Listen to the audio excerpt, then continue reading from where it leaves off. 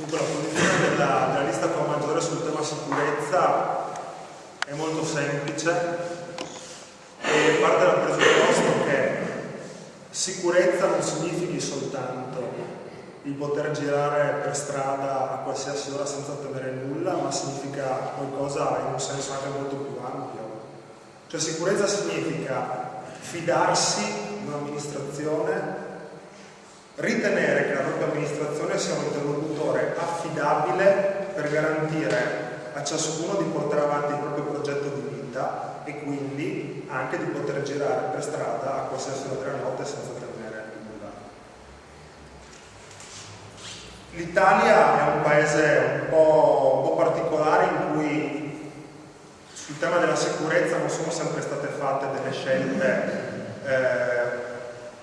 uniche, diciamo dalle Alpi alla Sicilia. Diciamo, ciascun territorio ha cercato di dare delle risposte proporzionate ai problemi.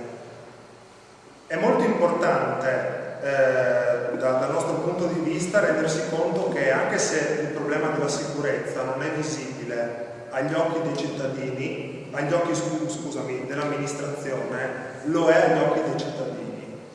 E noi vogliamo colmare un gap, colmare un distacco che purtroppo esiste dappertutto, in tantissime giunte di qualsiasi colore politico, il distacco tra problema percepito e disinteresse nei confronti del problema.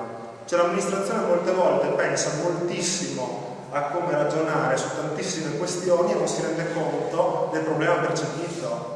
E se un cittadino percepisce qualcosa come un problema, il cittadino ha ragione.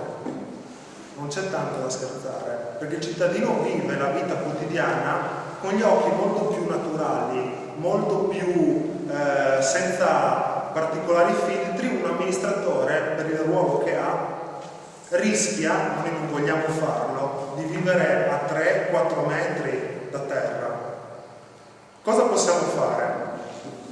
Innanzitutto potenziare il dialogo con i comuni limitrofi, favorire uno scambio di informazioni tra i comuni limitrofi, perché non è tanto come Cinto che noi troveremo un problema, troveremo una soluzione ai problemi della sicurezza, ma è come area.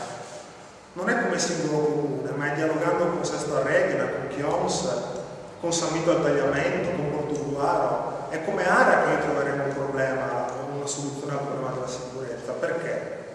Perché il territorio tutto sommato è molto simile, l'afflusso di persone è molto simile, per cui può essere che l'amministrazione del comune vicino a Cinto abbia un'idea ottima che il comune di Cinto deve saper far propria e poi sottoporre ai cittadini.